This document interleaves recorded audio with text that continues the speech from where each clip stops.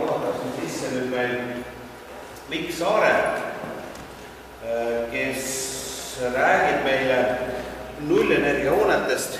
Praegu, kuigi meil see Targamaja kompetentsikeskus on alles ehitamisjärgus ja meie ei ole kütet veel sisse lülitanud ja selle hoone ülevõtmine linnal võtab mõned nädalad aega, nii et võib-olla ei lülitagi siin paarkuda veel sisse. Aga tulevikust peaks ta kujunema nullenergia hooneks, aga kuidas saavutada nullenergia tase siis maailmasuurde väikse energiaga, sellest räägid sina? Jah, tere! Mina olen siis Mikk Saar energiapartnerist ja ma räägin siis edasi veidike tehnosüsteemide poolelt, et kaks olulist poolt on energiasääst läbi piirade soojustamise ja energia soojuspidamise ja teine pool on see tehnosüsteemid, mis siis annavad selle kasutuse, eks ma räägin siin eelmist ettekannet jätkub sellest poolest, et iseenesest mõeldes kogu seda energia tootmise poolt, siis ega tänane selline mudel, kus on ainult suured energiatootjad, mõned üksikud, nagu meil siin on olnud, on järjest ja järjest tänu energiatõhususe poliitika, keskkonnapoliitika, energiapoliitikatele nagu järjest lagunemas ja tekibki selline tendents, et me toodame aina rohkem ise energiat oma hoonetes, on ta siis ongi maasoojuspumbaga või on ta siis mingite taastuvenergiaallikate või millegi muuga ja see on see paratamatus, et selliseks nagu aina rohkem kogu see tootmine tuldub ja paar sõna lihtsalt, siin on üks näide sellena, et kuhu võib-olla läheb, et lisaks sellele, et Liiaks ise toodab, väiksemad ettevõtted toodavad, siin on üks energiaühisühingumal, mis toodab väiksega sellise suure koguse 4,8 gigavatt-tundi aastas elektrit, et see on ka üks koht, päris palju suundutakse, et inimesed lihtsalt investeerivad, hakkavad nii-öelda, see on nagu nende pension, mis toodavad energiat. Aga sellest ma otseselt ei räägi rohkem, vaid ma räägin vastu sellest, mis me üldse teeme. Et me tegeleme ühelt poolt taastuvenergiaga, projekteerime ja paigaldame ja tegeleme selle poolega, eelkõige väikse elektri ja väikse küttega. Lisaks sellele on meil sees projekteerimine väga tugevalt, et me tegeleme eri osadega, seda sama, mida Aivar just rääkis ka, me tegeleme ventilatsiooni projekteerimise soojustakastustega. Ka üks tema objekt sealt on meie viimane projekt on seal sinna tehtud. Siis tegeleme küte, vesi, jahutuskanal, kõik selle osaga modelleerimisega, energiasääst, selles mõttes energiatõhususe modelleerimisel, energia auditeerimine, kõik see pool ka. Need on põhiosa, millega me tegeleme. Aga ma tahan rääkida sellisest asjast, et tegin sellise modelleerimise läbi, kus me võtsime aluseks 2 hoonet, 2 eramaja, mis on 150 ruutu köötava pinnaga, 2 korruselist. Sellised viilkatusega majad, milles üks katus on suunatud nagu lõunasse, mis on täna võiks olla nagu eeldus, kui sa juba üldse midagi planeerid, et sa vaatad ka väga täpselt neid ilmakaari ja kõike. Hoonet selles mõttes võtsime sellised, et meil aknapindel 25%, niisugune keskmine, võib-olla natuke väiksem isegi, kui paljud siin levinud suurte pindadega maja, gaasilinnuga maja. Ja sinna majja panime põrandakütte mõlemale korrusele, et hoida küttetemperatuuri madal. Ja siis panime loomulikult soojustakastusega ventilatsiooni ja siis mis me tegime, võtsime et see oli Fibo maja, millel oli soojutus pea ja teeliski joove, et tegime see lihtsustuse. Me tegime 2 maja, ühel on natuke rohkem soojustust, siin on luuarvest näha, teisel on ühel on number 2 natuke rohkem kui esimesel. Ja see valik sai tehtud sellest, et me tahtsime võtta ja läbi mängida nagu 3 erinevat kütteallikat, et me võtsimegi nagu selles mõttes aluseks, et võtsime ühe maja näite ja panime sinna maagaasi ja me saime selle energiaklassiks 160 kW aastas, mis on täna see lubatud tase, kuhu maja võib ehitada, et see piir. Ja siis teine hoone, sama gaasi puhul oli 120, mis tähendab madala energiahoonet täna. Ja siis teiste puhul on sama piirded, aga need numbrid on veidikene nagu natuke väiksemad, et ma sinnani kohe jõuan. Ja siis me panime need osad sisse ja me saime, kuidas see nagu energiakasutus seal väga hästi ei ole näha, kui on päris valgus, aga saime numbritena sellise jaotuse, et kuidas on näha, kuhu midagi jaguneb. Et siin on osa puudu, et seal on niimoodi, et kõige viimane, kui me siit tagantpoolt hakata pihta, siis sealt on seadmine, siis tuleb valgustus, siis tulevad pumbad, ventilatsioonisüsteemi, elekter, need on nagu kõikidel näitajad samad, aga siis on see esimene ots, tumesinine, punane ja seda veeks, need on need, mis erinevad. Ja siis, kui me vaatame nüüd energiakasutust kui sellist kilovatt-tundides, mida me siis nagu sisse peame ostma, siis see erineb nende samade näitajate majadel päris palju. Pelletil on võib-olla küttumates kõige suuremad, gaasid natuke väiksemad ja siis maasoojuspumpadel on kõige väiksemad. Seal on maasoojuspumba vee soojendamisel võetud 2,7 kopp ja kütte puhul on võetud väga hea lahendus on 4. Seal on hästi maad ja on saadud selline tulemus. Ehk siis kokku siin on näha, et palju need kilovatt-tunnid aastas on siin kohati 20 000 versus nagu alla 10. Ja mis me siis siit edasi, panime ta ka siia sellises mõttes nagu märkide keelde, et see C-tase 160, see C-klassi maja, tavaline lubatud tase, B-klass on siis see madal energiatase ja A on siis täna vist ligi 0 energiahoone tase. Ja siis see jaotus on selline, et need gaasiga omad on siis 120 sinised, need on need piirid siis pellet, tänu sellele, et selle kaalumistegur pelletil on seda kaalutakse läbi, on 75, on nagu keskkonnasõbralik. Sellel on natuke madalam ja maasoojuspumval siis on kohe automaatselt see kehvem maja on 17, ehk siis ta madal energiahoone teine ka 90. Saime sellised tulemused ja mis me siis edasi siit nagu tegime, et tegelikult me läksime siit selles mõttes edasi, et me seadsime tal eesmärgiks nende kõikide majade ligi 0 energiahooneni jõudmine. Ja seda tänu päikse elektri ja päikse küttega, et kuidas me siis sinna jõuame, et mis see tähendab, palju me peame seda panema, mis see tähendab nagu hoone puhul, et kui me ei soojusta, vaid me lihtsalt hakkame mingi tehnosüsteemiga vähendada seda hoone energiakasutus sisse ostetavat energiat.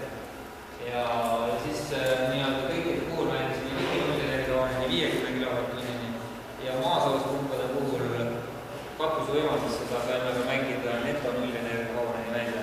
Ehk siis neto 0 energiahoone, kus siis aasta bilansis on 0 energiatarbimine. Mingi hetk me müüme välja, mingi hetk me ostame sisse. Ja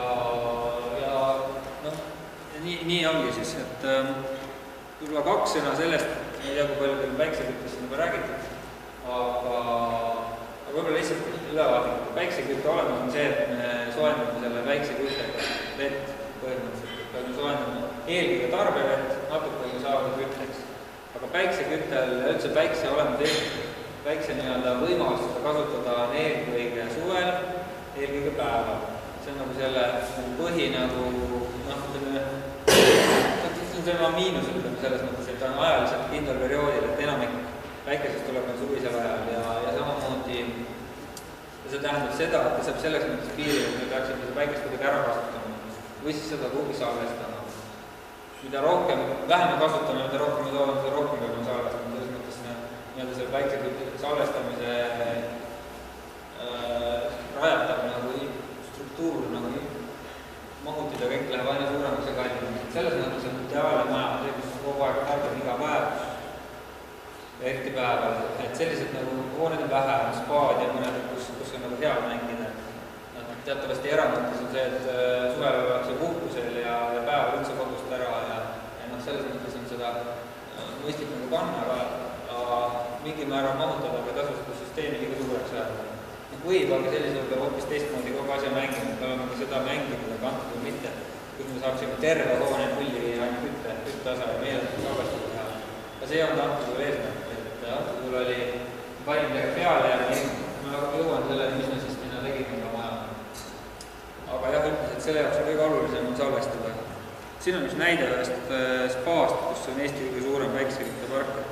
Me tegime ka sinna projekti, küll esialgu oli seal 3 korda suurem veel see lõpuks realiseerus üks teine projekt, kus oli vähem finantsilistel küsimustel, aga see on täna Eesti suurim peaks olema, et seal on iga päev toodab siis 350 vaakumitoru sooja.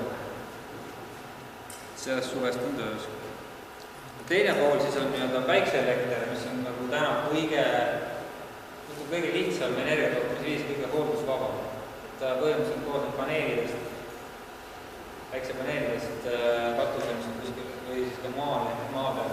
See on kuidagi kinnitatud ja siis on inverter, mis muudab selle päikseelektri samadel tingimustel nagu võrgud, samasuguseks elektrist nagu võrgust tulev elekter. Ja ongi kõik, et selles mõttes, et tavaline päikseelektrisüsteem, mis töötab, keegi saa aru, et kas see on täna praegusel hetkel kasutama lihtsalt nagu päikseelektrit muud vahet pole. Ja kuna see süsteem on lihtsalt niivõrd lihtne, seal ei ole liikuvad asas erinevatest tuulikutest ega näiteks oma päiksekütust, kus on mingid pumbad, siis seal ei ole nagu esiteks hooldustada peab väga kaua vastu. Täna siin on vanemad, veel ei ole ühtegi 50-aastast parku, aga nii-öelda eluiga lubatud on 30-50, et siin antaksegi 25-30 aastat garantii nii-öelda paneelide tootlikkusele. Ja ka päiksekütte nagu eelisem selles mõttes tema miinus on samamoodi see, et teda tekib päeval ja tekib suvel palju. Aga teistpidi ma eelisem see, et ta võib nagu võrguühenduse korral lihtsalt võrku anda. Kui meil jääb üle, meil ei ole võrku. Ja täna kõik saaks tingimused olemas, eelmise aasta algusest juba väga lihtsalt. Ja see ongi nagu selles mõttes nagu päikseelektri eelised, kui me mahutada või taha midagi, siis me saame lihtsalt seda võrku anda. Aga muidugi seda süsteem on seda tasu, mida rohkem nüüd on ise ära tarbida. Et kui me tarbime maksimaalselt ise ära, siis on see kõik lihtsalt tasuvuspiirud. Ja üldiselt nagu päiksekütte ja muu puhul, et mõistlik on, nagu ma ütlesin, ka planeerida maja juba, et see oleks lõunas, et me saaks nagu päikest lihtsalt võimalikult palju kätte ja kaldunid on olulised ja varri ei tohiks olla. Selline toodang näiteks umbes keskmiselt nagu ruutmeetri kohta, et ratsiga päiksekütte toodang kilovatt-tunnis ruutmeetri kohta ja päikseelektri rohelisega, et ütleme vahe on circa kuskil 3 korda vahe ruutmeetri kohta. Päiksekütet ühe ruutmeetri kohta saab toota rohkem kui päikseelekter. Aga see on lihtsalt see toodetav pind, sest selles mõttes, et sama ressursi eest rajada päiksepaneele või oluliselt suurema pinna. Seal on nagu erinevused selles mõttes, et kui on pind, siis on nagu mängu suurem. Ja mis me siis nagu tegime? See on selline väga kuul laval, et me panimegi siis, nagu ma ütlesin, päiksekütte ja päikseelektri hoonete katusele. Sooviga siis jõuda ligi nulli, siis maasoos on päris nulli. Mida see tähendas? Seda näitab, et kollektori pinda me panime ainult gaasi ja pelleti puhul, sellepärast, et elektri maasoos pulba puhul, kui me kasutame nii ainult elektrit, ei ole väga passiv teha, kui päikselt toota lihtsalt sooja. Soe tuleb nii väga hea kopiga. Ja siis me panime sinna 3 sellist kollektorit 6,9 ruutuse pinnaga. Need toodavad seal ligi 2900 kilovattide aastas keskmine väärtus. Ja anname siis näha seal tõesti karmitud küttega, et mingi osa võtavad sellest maha. Ja siis teine pool on peeletoomad, mis on igal pool. See on näha 50 ruutust kuni selle alla peab 64 inimestele. Üleval on lihtsalt gaasi puhul, kui me tahame jõuda ligi nulli. Selle hoone näitab on lihtsalt niivõrd peale kehvavad, et me peame lihtsalt seda rohkem panema, sest kogu katus, kui ma ütlesin katusel 64 ruutu, siis peab olema selle esimese näite puhul peab kogu katus päiksekollektorite paneelidel, siis me jõuame sellise 49 kilovatini. Teise gaasi näite puhul natuke vähem, et 8 ruutu ei ole neile vähem. Pelleti puhul siis mõlemad neid ikka vähem, maasootmis pole veel vähem. Kui on ainult elektripaneele, siis mõned ruutmeetrid pandud ja päris siis viimane õnnestus meil, kuna maasootmis puhval oli niivõrd hea väike, siis me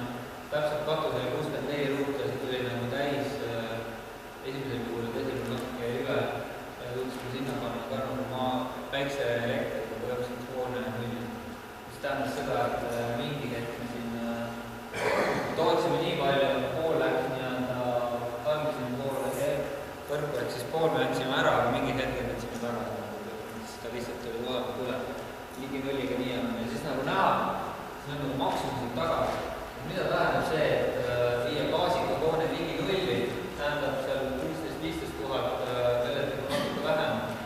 Siin maasoojuspumpadel oli 2 korda vähem, sest tegelikult maasoojuspumba nulli viimine on odavam gaasiga pelletitega majade viimine ligi nullini, netonullini. Et see on kogu selle slaidi nagu mõte näidata ära, et mida see maksumuse mõttes tähendab, et kui me läheme siin nagu ruutmeetri peale ka 150 ruutu maja, siis me näeme, et see on alla 100 ruutu, see on 80-90 eurot, et nad on ruudu kohta investeerinud, et viia maja nulli.